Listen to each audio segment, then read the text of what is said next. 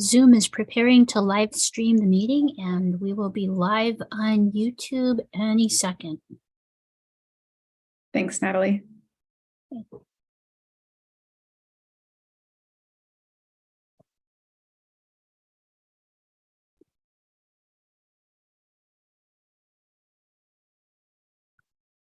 All right, Natalie, is that everybody who's in the who's waiting so far? Great. Okay. Maybe we'll give it one more minute and we'll get going.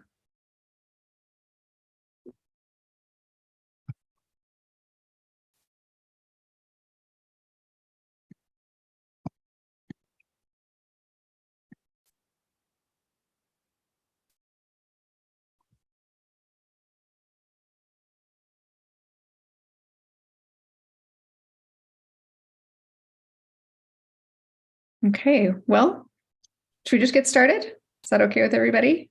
All right. Yeah, really happy to have everybody here today. It's Friday afternoon, late, and a holiday too. So just really grateful to everybody for making the time. And we're excited about the progress on the project and excited to share with you today everything that's happened since we spoke last in January. We'll see how much of the time we require, but we'll move through it as fast as we can, and also, welcome any questions and input from everybody as we move through the slides. There's a slight change to the agenda that was posted. We combined two of the parts of the agenda into one, just because it made more sense. But we'll go through that at the beginning of the presentation, and then just dive in and share what we have for you today. And just here at the top, I'll just remind everybody we have one more meeting after this one in May, scheduled for May 12th. And at that point, we'll be well into the draft report and starting to move toward the final report. So that'll be a great chance to discuss where things are by then. So I will hand it over to Andrew. Thanks, Melissa. And I will try to share an appropriate screen here. There we go. So can I get one nod that everyone can see the slides? Yep, great. Okay, yeah, so very quickly, just wanted to walk through the agenda. As Melissa mentioned, there was a slight change. So we'll start with me. I'll give you an overview of where we are with the quantitative analysis. We've brought some new data sources to bear on our work. Nothing is final yet. It's really sort of preliminary results, but did want to give everyone a sense of where we're headed and some of those early results. Then Jade and Daniel will take over for about half an hour and talk about the results from the survey, also draft, as well as some additional information from more recent interviews that has been conducted. And then finally, as Melissa mentioned, one more meeting, and then we'll just close out with a couple of next steps. So in terms of where we are today, as I mentioned, we've brought some additional data to bear, which you'll see as I walk through my slides here. We have essentially completed the survey, got 138 responses, which we felt was very positive. Most of those came from business managers, and CFOs, which is sort of the main target of the survey, but also input from a number of superintendents and school board members. And Jade and Daniel will give you a little more detail on the specifics there, as well as preliminary findings. Andrew, and then, sorry, yep. Andrew, sorry to interrupt. Is that 138 individual responses, or is that 138 districts? Sorry. 138 individual responses. Okay. Thank you. Sorry to interrupt. Appreciate it. No worries. No. Yep. Welcome any questions. So, yep. Okay. So then, before I dive in, this would not be a meeting of this group without a reminder of the budget note. But I do think it bears repeating again. We've kind of highlighted in bold the key charges. And I'm going to focus primarily on the first here, which is to look into spending patterns, either directly or indirectly, and how they might be affecting outcomes and creating disparities for BIPOC students. And then the second charge relates a little bit more directly to what Jade and Daniel will be talking about, the survey. And of course, these are not clean lines. So we're going to hit on both of those. Another slide you're probably somewhat familiar with since we've shown it a few times, but I think useful grounding information. We took that charge and developed our 4 primary research questions that we sort of elaborated on in the preliminary report a few months ago. And just very quickly, those are what are the impact of state laws, policies, and procedures on state and local resource distribution to school, spending and dollars, and how do they get out there, and which students benefit from those?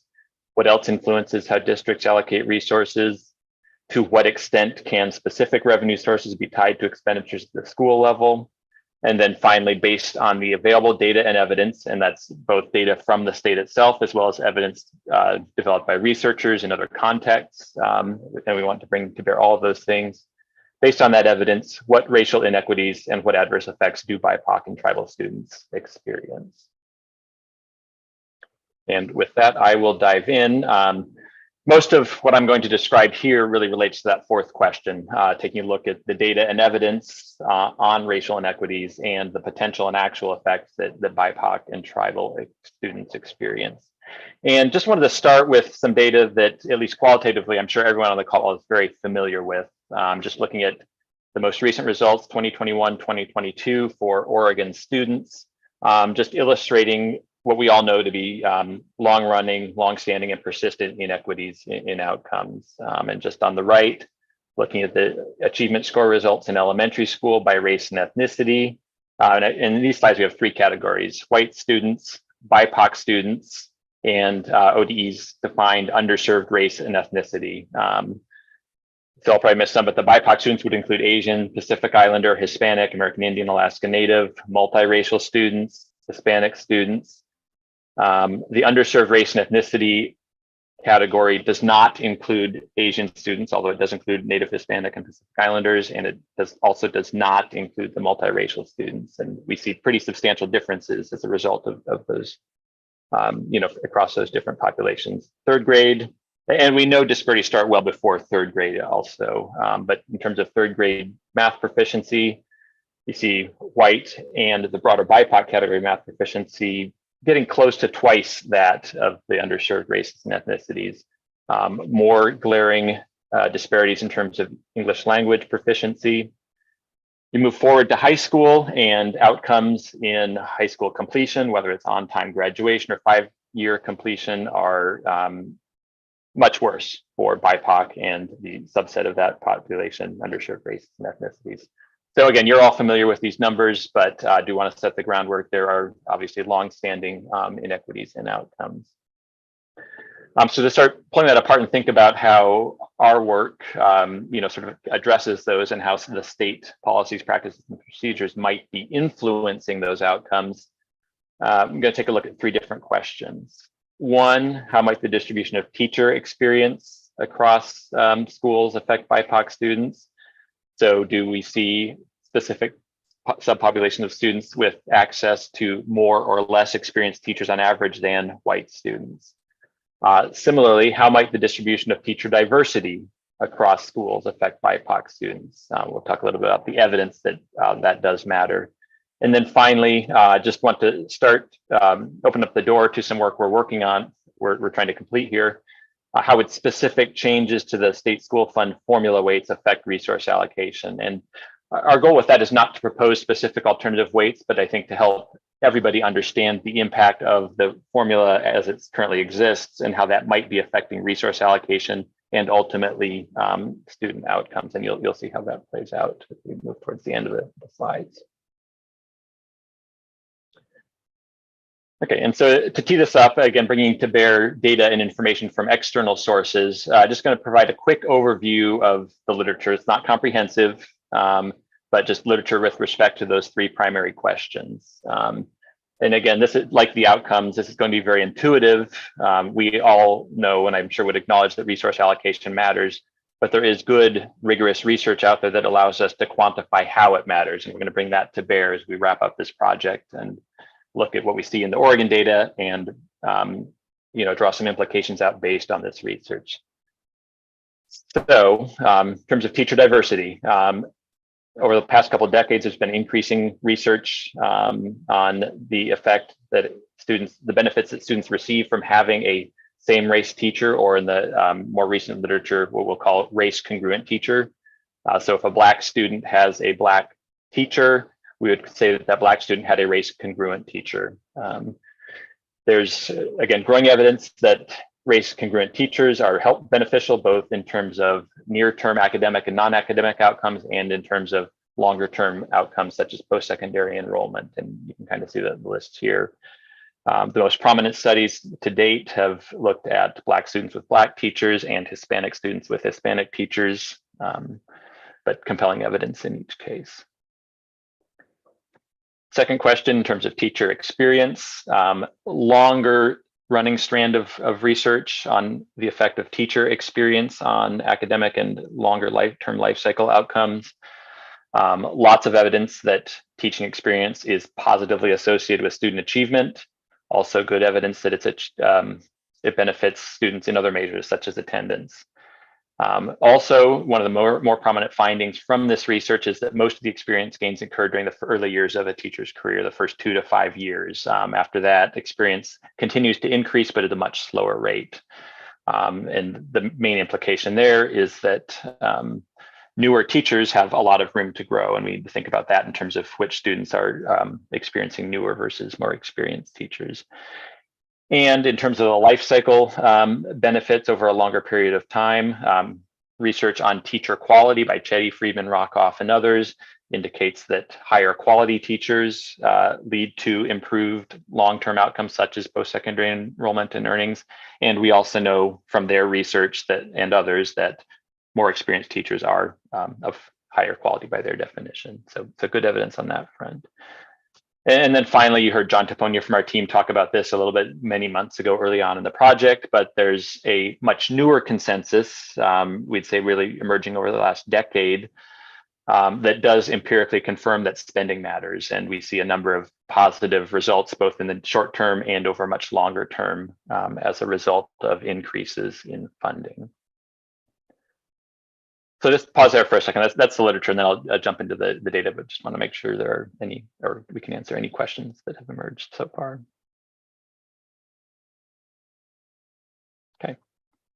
Okay, now to the data. So first topic here, teacher and race and ethnicity, thinking about diversity of teachers and diversity of students. Over the past decade, well, decades really, both the population, workforce, student populations have been diversifying. In more recent years, there have been concerted, explicit efforts to increase the diversity of the teacher training pipeline as well as the teacher workforce itself. The current results you see here, both student population in Oregon and the teacher workforce have been increasing at about the same rate in percentage point terms. But we're seeing a much bigger proportionate increase in the share of teachers that are BIPOC, increasing by almost 50% over the past 10 years. So in the next few slides, we're going to look at what that means in practice for students. If I can figure out how to advance the slide here. So this slide is based on some student level work we did with the ODE data to look at what share of student, we see that diversity of student body of about 40%. About 12% of teachers are BIPOC. That's not near parity, but what does that level mean in terms of what students are actually likely to experience? So on the left side here, we have a chart that shows the share of BIPOC students that had at least one race congruent teacher during an academic year, and that has increased considerably from about a little over 1 in 8, 6-7 years ago to over 1 in 5 in the most recent data that we have right now, 2020, 2021. There's a blank spot for 2019-20. That was the pandemic year. ODE did not collect the data that we're using to account for race congruent teachers. On the right side, you can see a table that disaggregates that by race ethnicity for that most recent year.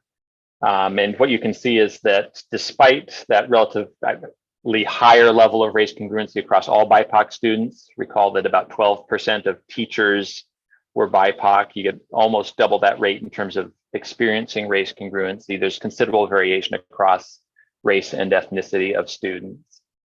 And largely that's driven by the demographics of where students live, where teachers live and work, and to some extent, presumably intentional efforts to provide this experience of having a teacher that looks like you in the front of the classroom. I will note that on the right, the percentages look a little different than what I showed you in the prior slide. That's because these are FTE weighted. So we're trying to add up, half FTE is considered half time. That's less capacity to provide these experiences in a full-time teacher. So there's bit of a disconnect in the numbers, but that's why. So, and not surprisingly, if we look across multiple years, students have more opportunity to experience a teacher that looks like them. And that's what we've done with the chart on the left here. And that's to look at exposure to race congruent teachers across grades for selected cohorts of Oregon students in 2020-21 by race and ethnicity. So what we did is we took an elementary school cohort of 5th graders, middle school cohort of 8th graders, high school cohort of 12th graders, and just looked back across their experience in that relevant grade level. So for the elementary schoolers, it would be kindergarten through 5th grade, middle schoolers 6th through 8th grade, and then high schoolers 9th through 12th grade, remembering that there's 1 year of data that we don't have just because of the pandemic. And you can see that the experience of race congruent teachers varies pretty considerably across grade levels. It's much higher for high schoolers than for middle schoolers and for elementary schoolers, and also varies across races and ethnicities. And I think one point that's important to keep in mind here is that having one race congruent teacher in high school is pretty different from elementary school. For the most part, in elementary school, you're talking about the homeroom teacher. That's, you're seeing that person every day, all day, or most of the day throughout the school year. In high school, one class is one class. So do want to recognize that point in our final analysis is going to look at more nuanced measures of intensity. And that's important in part because the research on the benefits of diverse teachers tends to focus on earlier grades.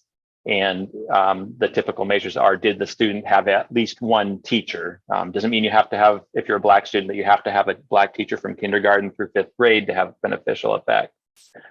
But clearly one teacher of your same race in elementary school is different from one teacher of your own race in high school. Okay, this is a fairly heavy slide, probably should have separated it in two, so I'll direct your attention to one half of it at a time. We used, again, similar data to answer a couple of questions and help think about, I think, policy. On the left side, we're looking at trying to quantify the extent to which students of a given race, say a Black student in high school, quantify the likelihood, the increased likelihood that student has of having a race congruent teacher than other students are to have the same race teacher. So what is the probability? How much more likely is a Black student to have a Black teacher than other students to have a Black teacher? And the answer from our regression analysis is they're 4.2% more likely. And I think the specific numbers there are not particularly important, but the relative magnitudes are. And what they suggest is that whether it's driven primarily by demographics or intentional policy, students are more likely to have a race congruent teacher than other students of other races, which suggests some kind of concentration.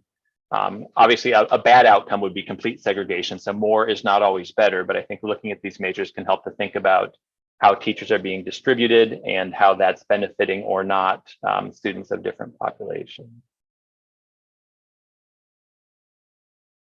Looked at a slightly different question on the right, and trying to get at here is trying to quantify what the benefits are of increasingly diversifying the teacher workforce. So let's take that Black high school student again. We're answering the question, what would happen if 1 percentage point more of that of the teachers in that student's district were Black? How much more likely would that student be to have a race congruent teacher? And the answer from our analysis is 6.5 percentage points more, which is fairly substantial. At the same time, increasing the share of Black teachers by 1 percentage point is a relatively big lift because the share of teachers right now that are Black is pretty small statewide. What I think this does help us think about, though, is that wide gap between the demographics of students and the demographics of teachers.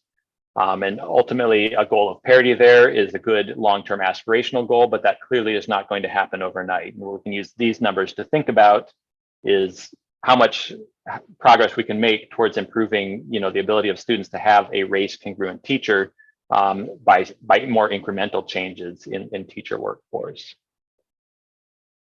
Then we can leverage that information to think about, well, what does the literature about diversity say? And again, if Oregon were to achieve certain benchmarks in terms of teacher workforce diversity, what would that mean in terms of the outcomes based on that research literature?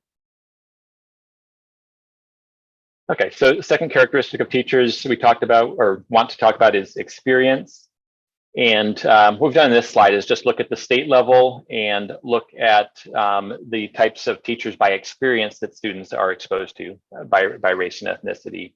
And this is really a school level analysis where we looked at the share or the typical experience of teachers at student schools, separating students by race, and looked at the average. And what we find is statewide, no glaring disparities between white students and BIPOC students in terms of the average teacher experience they have access to in their schools. But there is considerable some variation across race and ethnicity. So for example, American Indian Alaska Native teachers or Alaska Native students have slightly less experienced teachers than other students. More importantly, because teachers gain a lot of experience in terms of, gain a lot of teaching quality in their early years, looking at the percent of teachers that are novice teachers is more important, and we're seeing bigger percentage point differences there. So overall, no glaring gaps, I would say, with some exceptions by race and ethnicity. But we do see at the state level, but we do see much bigger gaps at the district level. For example, in Gresham-Barlow, all of the BIPOC populations are both less likely to have novice teachers than white students and less likely to have and have more experienced teachers on average. At the same time, nearby Park Rose, the reverse is essentially true. Just in terms of order of magnitude in Gresham-Barlow, BIPOC students are about 4 to 5 percentage points less likely to have a novice teacher than white students. In Park Rose, we see BIPOC students on average about 1 percentage point more likely to have a novice teacher. So not enormous gaps, but certainly something to pay attention to as we're thinking about teacher allocation and implications for outcomes. Okay, so we want to step back to the state level, and you can see those patterns play out. And apologize, this is a little bit faint, but we have 3 different charts here. On the left, just looking at the share of a school's students that are BIPOC along the horizontal axis, and the share of the school's teacher workforce that is BIPOC along the vertical axis. The diagonal line is just sort of a straight 45-degree angle. You would have parity if your school falls on that line.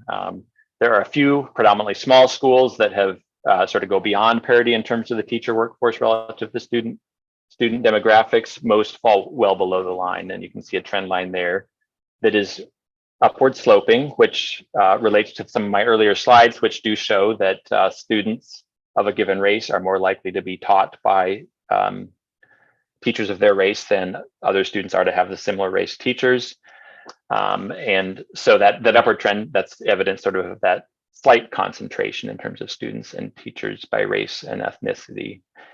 At the same time, I mentioned, on average, BIPOC students have about similarly experienced teachers, similar shares of novice teachers as other students. There's really no clear pattern in the middle chart or the right chart along those 2 dimensions.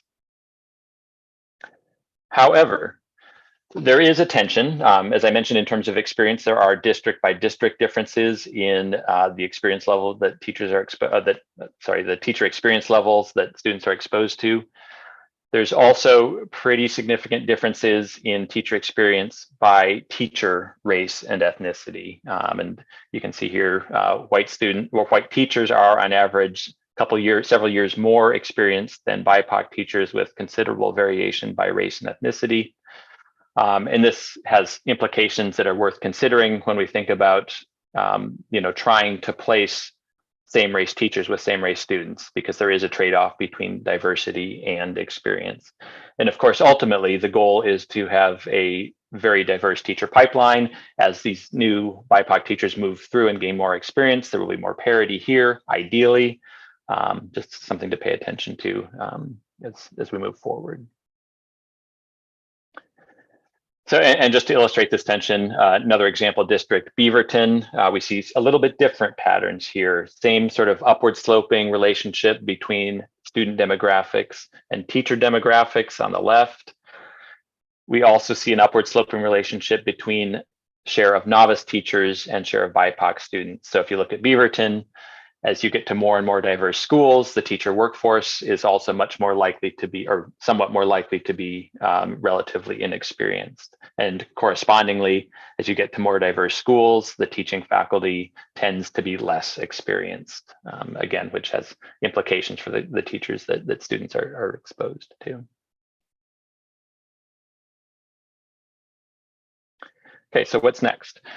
So next steps with these and similar data, we'll be using measures of teacher race congruence, teacher experience, and look at the correlations between student outcomes and direct exposure to, say, same race teachers, and seeing what we see in the Oregon data, and using that information, pairing that information with the research to calculate the implications of existing teacher distribution patterns. So for example, based on the literature within Beaverton School District, how might outcomes be different if BIPOC students experience teachers of the similar experience to white teachers, white students, relative to current conditions? And you can imagine any number of other potential scenarios there.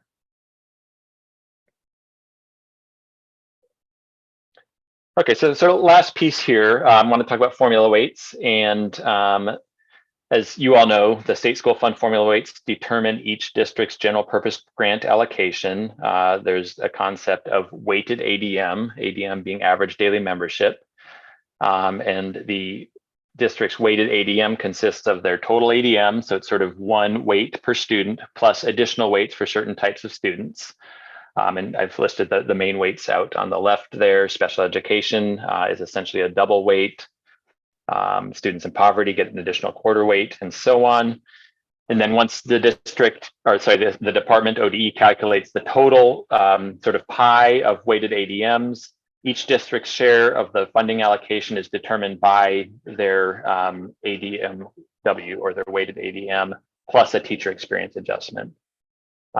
You know, pretty clearly, if you change the formula, that changes the allocation of available funds. If I were to double the poverty weight, for example, districts with a lot more kids in poverty will receive more weights relative to other districts. Their share of the total pie will be greater, but through the formula, that does not change the total dollars available. It's a reallocation. Changing the formula is a reallocation from one district to another, rather than an increase for any particular district.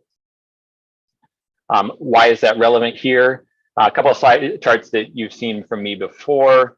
Our focus of this work is on BIPOC students, but there's from modest to strong correlation between characteristics in the formula, specifically poverty and ELL, English language learner status, and BIPOC students. And these charts just illustrate that. So reasonably, if you were to change those weights, you would be altering formulas or altering the allocation of resources in ways that would either advantage or disadvantage BIPOC students as well.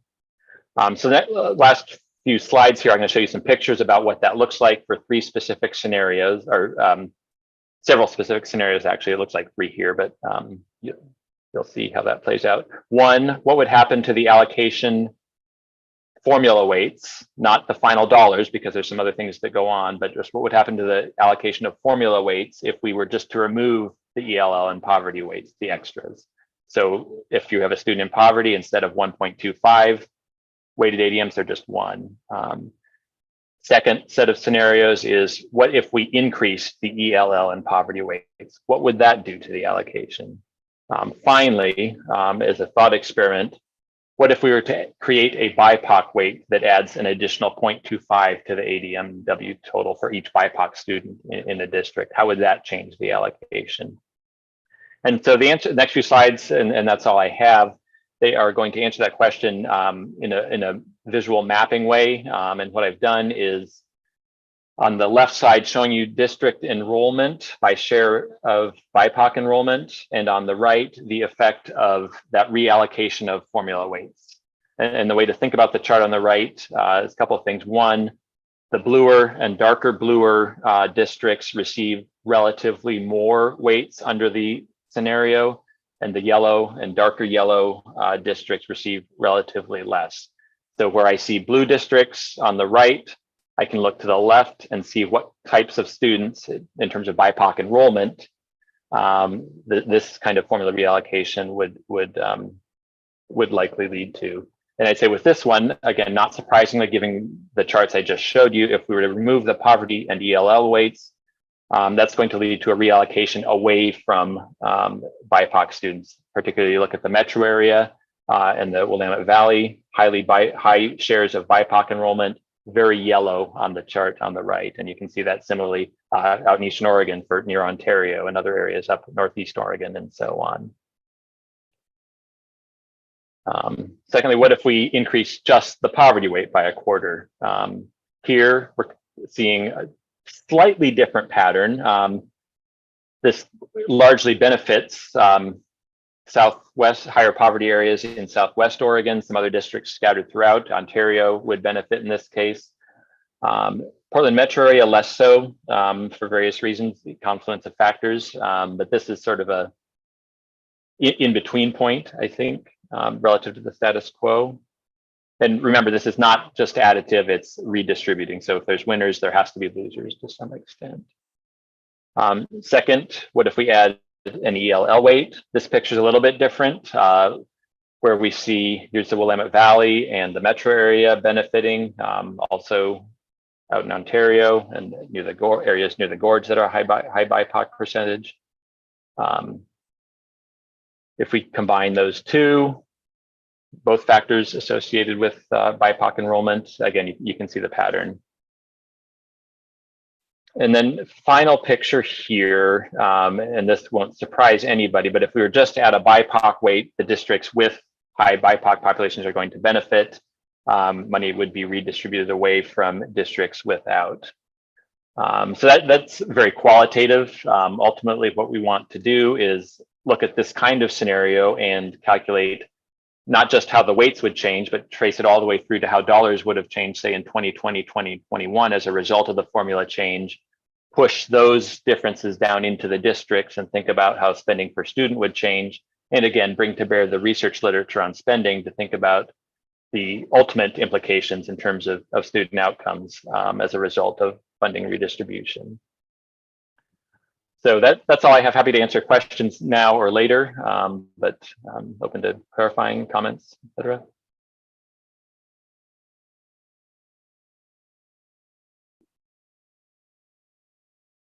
Great. And if there are no questions, I will move on to the next and turn it over to Jade. Thank you, everyone. I know we are scheduled for a 90-minute meeting. We did not plan for a break. But if that is of interest, I feel like this might be an opportunity for folks to take it. Does anyone want a quick 5-minute break at this point? Yeah, okay. So I see that's good. Let's come back at 4:10.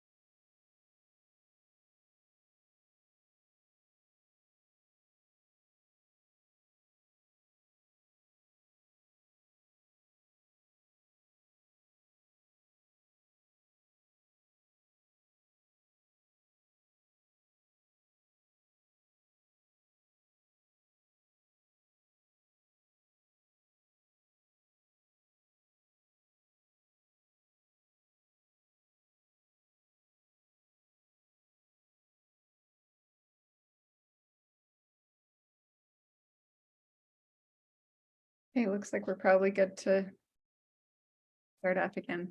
Okay, take us to the right slide. If you don't mind, Andrew. Yep, sorry, reset.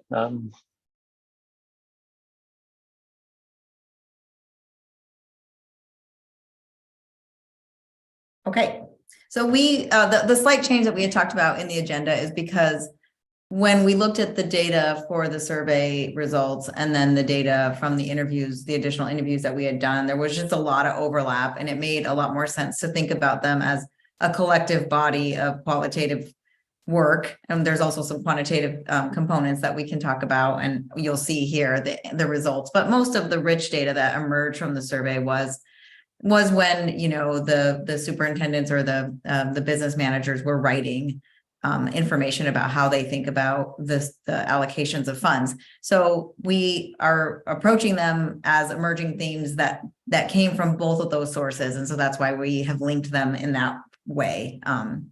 So if you'll go to the next slide. Just kind of an overview.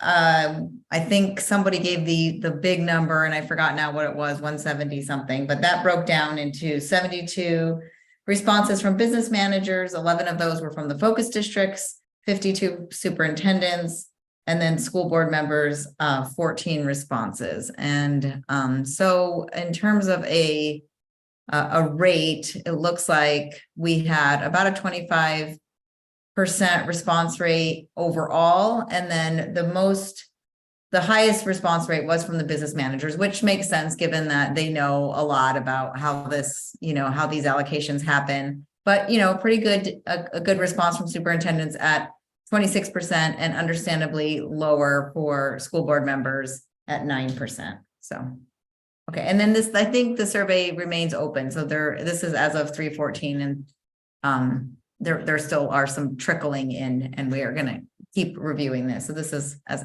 Andrew pointed out, preliminary themes. Okay, next slide.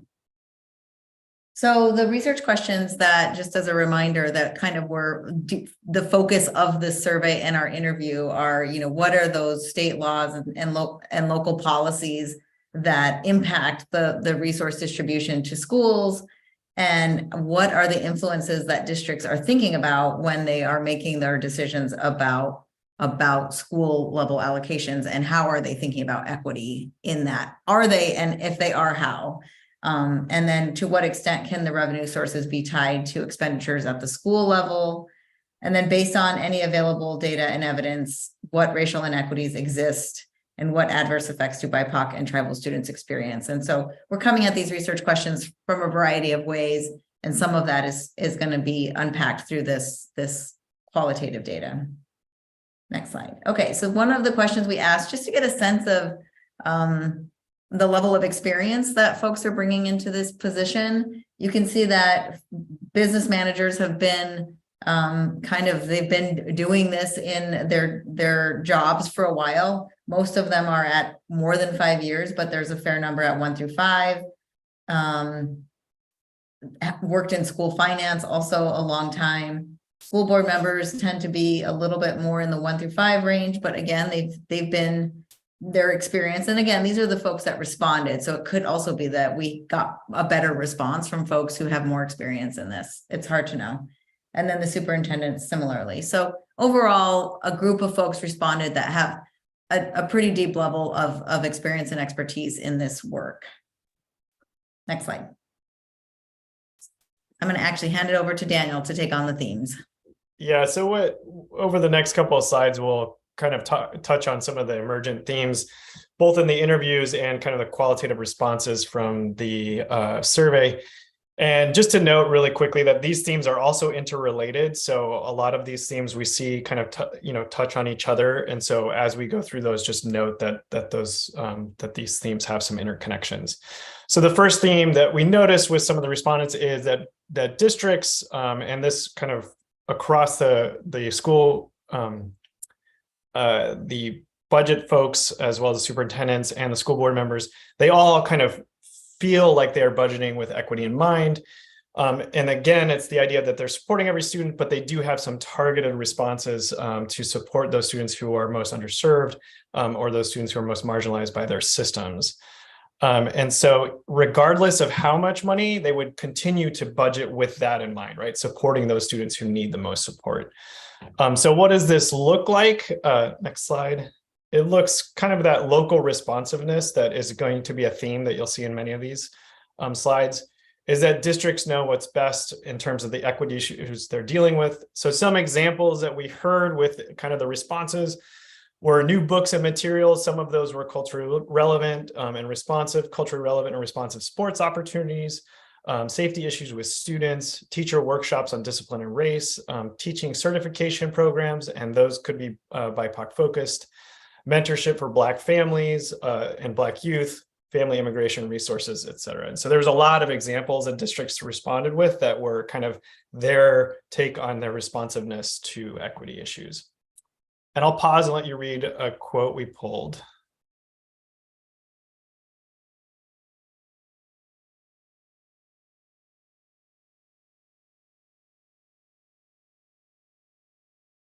And this quote was kind of an example of what we often saw is we look at class sizes and then we move in and we look at more targeted responses to, what the schools need at that level. So the theme too that we noticed was there definitely was a response around the restrictiveness of certain funds. And again, this could be the opposite too, like the unrestricted funds. And so the state school fund districts noted had fewer restrictions on it. And so it allowed districts to kind of pivot their responses, their responsiveness, depending on the needs of the schools, right? And then targeted funds, so SIA came up most often, high school success was another one. These targeted funds, they could then utilize for those more specific kind of equity issues that were aligned with those targeted funds. So they did note that the state school fund did allow them to kind of be more responsive, and that restrictive funds, they worried about that kind of limiting what they could actually do. A third theme that kind of bubbled up for us in the data was the burden of tracking the expenditures. And so this would be if the funds are more restricted, there was a nervousness, especially with small schools, on the capacity and the amount of staff and administrative work they would have to do to report up. And so there was a deep concern about the burden of tracking that already schools have to track quite a bit. And so adding more kind of around that tracking data there was some concern on that. And again, that was mostly small schools. I'm also just noting, I'm not pausing to for you all to read this. I'm sure you can on your own time read some of the quotes that we pulled from this, from the survey and from our interviews. Daniel, I'm unpausing real quick because I do want to note on that top quote, I think this was a response to what schools or districts were perceiving as like, it's not that we don't want to do what you are wanting us to do, which is to prioritize equity for BIPOC students. Like, we're actually fine with that, like, well, one, we do it already. Two, we are in favor of having the legislature or ODE or whatever putting in more restrictions on or what we can spend the money on. It's just a matter of that the tracking is really the hardest part. And so I think that, what we have sensed is this perception of like, no, let us just do what we want, don't tell us what to do, at least for some districts, was much less that resistance to having a direction and more of just a resistance to the administrative burden that might cause. So yeah. I thought that was an interesting thing to know. And I don't think that's true of maybe every district, but certainly some of them felt that way. Mm-hmm.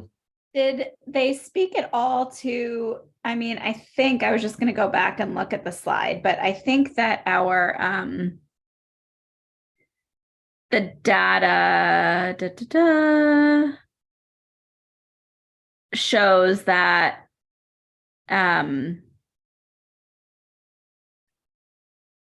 kids of color have less. Okay.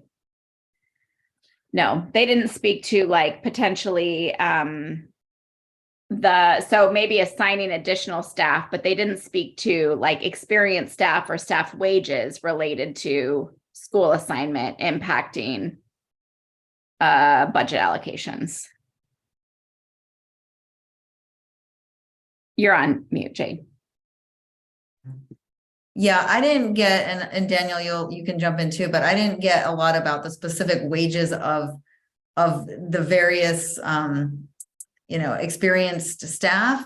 More about the tension with class sizes as a whole in terms of working with unions and wanting some districts, not all, wanting to have more of a kind of an equal class sizes when they were looking for more flexibility to have equitable class sizes for districts or for schools that had higher resource needs for their students. So, but again, that was only in some cases. We also have a lot of examples that show that they did make those kind of staff allocations differently and made some schools have smaller class sizes or additional staff that offered specialty resources like counseling and other things for their schools. But I didn't hear anything about the wages in particular. No, there was some notes on like teacher pathway programs to diversify the educator workforce, and utilizing SIA funds to hire specific staff to support students who are marginalized. But I think there was no direct reference to experience and or salaries or wages. Thank you. Yeah, any other questions? Just to pause. All right, let's go to the fourth theme that we kind of noticed was, and this relates again to theme 1, and a lot of these are interrelated, but just how they allocated funds. Most districts approached it first from that they call staff allocation model or staff allocation methodology, basically looking at class sizes, whether it's the district level or at school specific level. And then once that's completed is then they kind of assign that targeted interventions or programs for students who need extra support. And so that was very common in the responses, was that initial kind of class size allocation as the district's first line of how they allocate funds. We have to bring it up. We probably assumed this was going to be part of it, but theme 5 was that it may be asking the wrong question, is that the general fund is not adequate to address the disparities. And so that state school fund only gets districts so far to addressing disparities. Then they can use some more targeted kind of efforts like SIA or high school success or in some federal grants, but they still find a kind of and I think there's that tension between the targeted grants and funding with more restrictions and this kind of less restrictive state school fund, and how there's always a gap in terms of addressing disparities, and that the need is not kind of met by the amount of funds that are there. So there was just a lot of comments on kind of that's the question that they are wondering about. And then the last theme and these are emergent themes, of course, the last theme that kind of bubbled up was a few respondents were curious about kind of the inputs versus the outcomes idea. So the focus of controlling funding as an input rather than the accountability on the outputs, and just a wondering in terms of how ODE and the state should focus on that kind of outcome versus input. So a few respondents were kind of wondering about that kind of focus and where it should go. So those are kind of the emergent themes that we found. I'm gonna turn it back over to Jade to kind of dive into one example.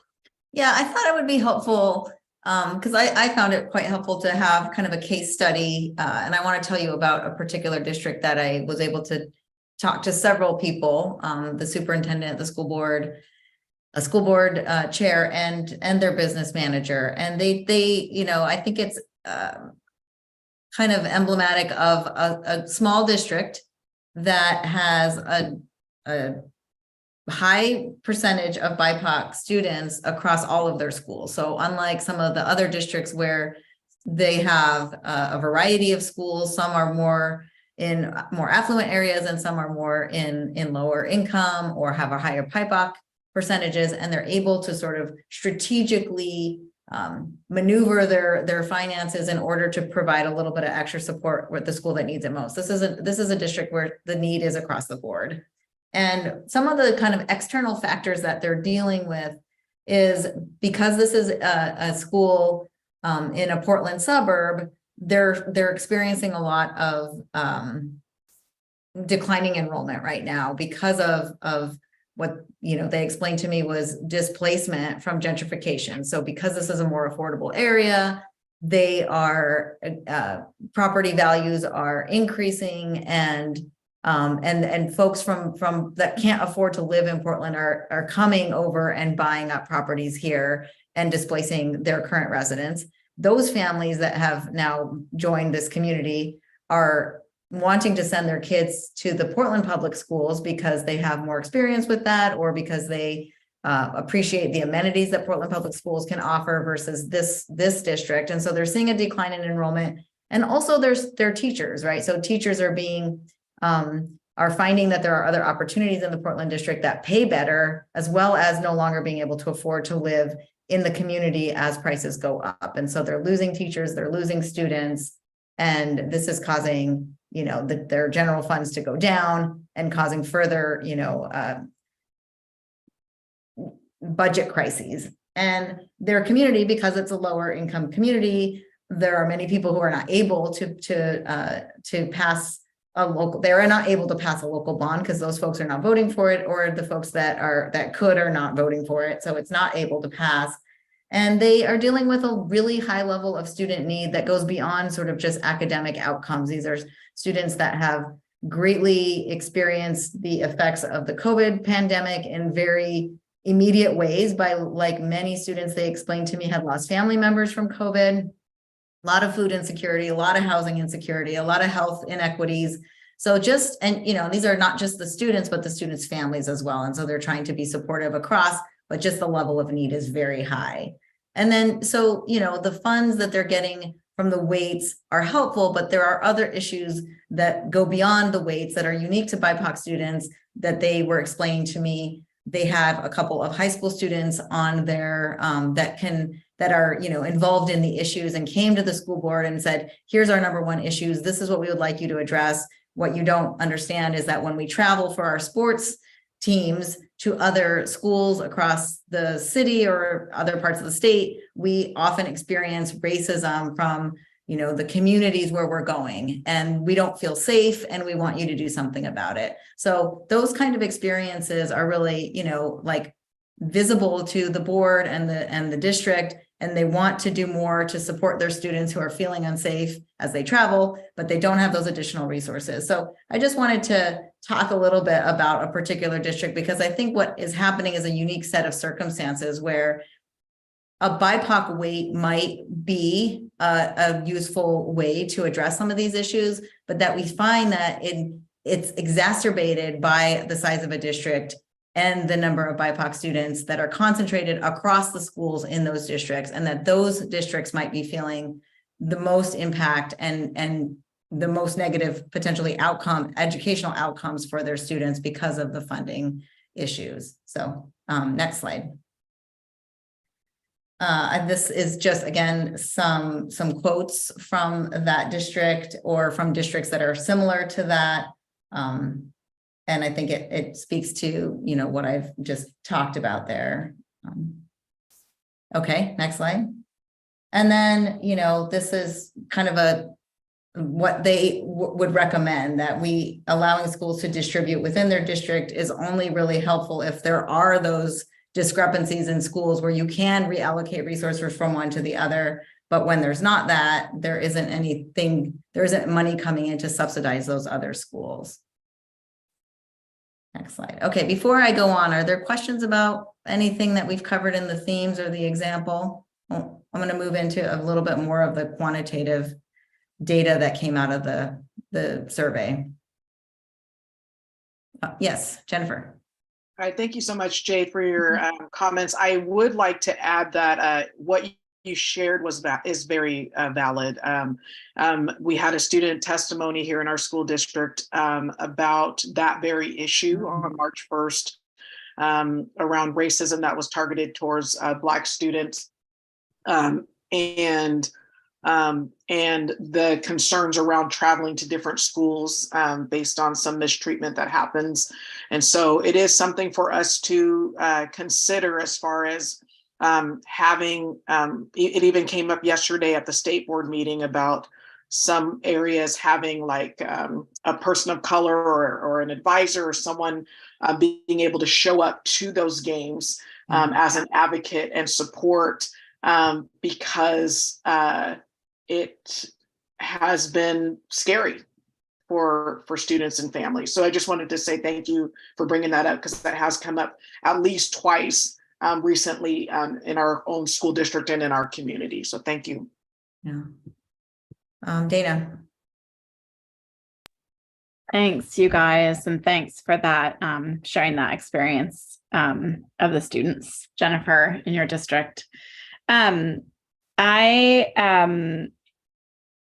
was just going to share that we've been having a kind of similar conversation in the in the Quality Education Commission, that the whole quality education model kind of assumes that school districts kind of fall along a bell curve, and we find that kind of middle, and then we create this state number based on what that middle school needs, and assume like a higher income school will need like the same amount less than a lower income school would need the same amount more, or a less diverse school would need the same amount. You know what I mean? That it's that there's an even curve on either side of that middle ground school. And what we've been talking about a lot is that probably like a higher income school, or a school that has, a larger percentage of white students, maybe they need a little bit less than that middle, but a school with a concentrated community challenges that society has given to a community in a region might need quite a bit more. That isn't the same as how much less another school would need. And so we need a better way to kind of tilt resources, especially when you have, you said concentrated poverty, and, but I think interfacing with race is that other layer of the consideration that needs to be made. But what do we do for the schools that have those concentrated societal challenges all playing out in their community? I think is an important question for this group and for the Quality Education Commission as well. I agree. Yeah, that has definitely emerged in at least our data collection through these interviews and surveys. Okay, so this is the question about, whether that districts track the state school fund separately from other non-state school fund expenditures and the general fund revenue, and we most said no. We did have a few, I think 8 districts that responded yes, and I think would like, that is one of our kind of future research questions, is to ask folks a little bit more about, from those districts that said yes, what's going on there, how are they tracking that? Daniel, you had read some of the respondents and felt like what you understood, and correct me if I'm getting this wrong, is that they were tracking everything else but the state school fund. So by default, they're kind of tracking the state school fund. Is that correct? Yeah, and I think there was some nuance there in terms of what they were tracking and what they were supposed to track. And I think that would be kind of like at the student level or the school level, or I think there was maybe some confusion in that as well. Morgan, you have your hand up. Yeah, I was just going to say, I think what you guys are describing is accurate. And just the reason that nobody tracks the state school fund separately is because that's not how the state accounting manual works. Right. You guys probably know that, but just for other people's information, districts are required to account for their general fund separately. The vast majority of their general funds are state school fund dollars, probably 90% or more in most districts, but there are other accounts and other federal dollars and local dollars that can go into the general fund, like a local option levy, for example, would go into the general fund because that's flexible money. So the reason they don't is because they're not required to. And I think there's some discussion at the legislature this session about that, changing that, and having separate accounting for just state school fund. Yeah, and I agree with you, and I will say I was not surprised to see the number of no's, given what we had heard from the interviews already. I was actually kind of surprised to see the yeses, and so I think that's why we're wanting to dig into that a little bit more. And I think, you know, from what we heard from the folks qualitatively, I mean, if it becomes a legislative mandate, then they will do it, of course, but that, again, this could prove to be another kind of bureaucratic hurdle that for some districts would be burdensome. Okay, next slide. Do your district's general fund distribution rules affect racial and ethnic disparities in educational outcomes? And so we see that for a lot of the respondents, somewhat narrowing disparities or greatly narrowing disparities were the chosen answers. And I think this is a reflection, again, of people saying we are thinking about these things. Whether it's effective or not is harder to say, but they're certainly thinking about equity and in how they make their allocations. And a few talked about widening disparities, and I think that's another potential area of interest to better understand what some of the responses what some of the respondents meant by that. I think sometimes it's a burden of what they see as sort of requirements and not being able to kind of allocate all of the money in a flexible enough way that were some of the reflections of the folks that said widen disparities. But Daniel, were you about to jump in? Yeah, and just I think a few respondents in the qualitative piece named that they said it had no effect or widened because there's not enough funding, right? So they made that jump into, well, the state school fund, there's not enough, so it's not, you know, it's not addressing disparities. And so that's why some of them, I think, noted that as well. It's just because of the total amount, not necessarily their targeted interventions. Okay, next slide. And then these are not for us to read out loud to you. These are examples of what we heard and that give you some more clarity on the quantitative. So we're going to send you these slides and, you know, encourage you to take a minute to read the quotes that accompany them. And I'll hand it to Daniel. Yeah, and the next graph is just looking at if schools incorporate kind of their educational outcomes and into their district's general fund distribution method. At first, I was a little surprised by this, but then recognized that a lot of the qualitative respondents said they first look at class size as their initial kind of budgeting, and then look at kind of those targeted interventions. And I think at that point, you know, some of them, it's a more school to school conversation and not necessarily an outcome-based conversation. But these were split pretty evenly. The next slide is in the last 5 years, has district leadership altered general fund distribution rules and practices for the purpose of reducing specifically racial and ethnic disparities? And again, business managers, superintendents largely know, where school board members saw a difference between that. So that was a notable kind of difference between the roles. But superintendents and business managers were largely aligned that they haven't changed very much. Next slide, we just have, again, some more qualitative responses we pulled out for you all. And then the last kind of graph we have for you is the actual budget shared with the board and district leadership. And again, it was kind of somewhat surprising that superintendents and business managers were split yes and no here. And that school board members did feel like it was shared with district leadership.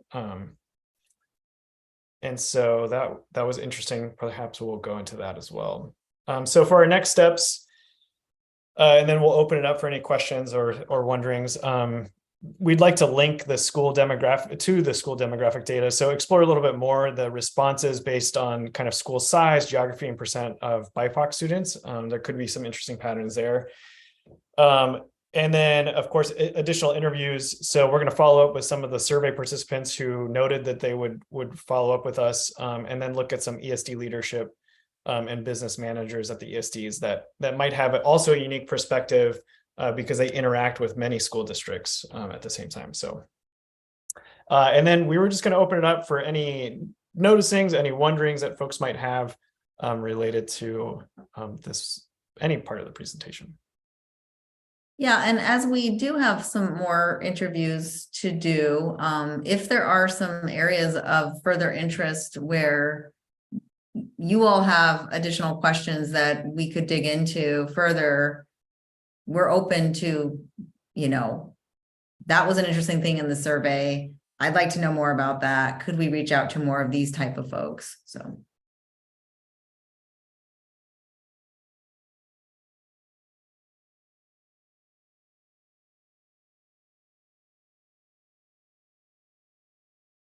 And again, this was a lot of information that we just shared with you.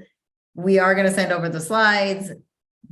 If you'd rather take your time to review them and read the quotes that were shared, and then get back to us with some ideas or questions or further conversation, also very much welcome any of that. I know that, it's a lot to process. Even the quantitative data goes by pretty quickly too, so.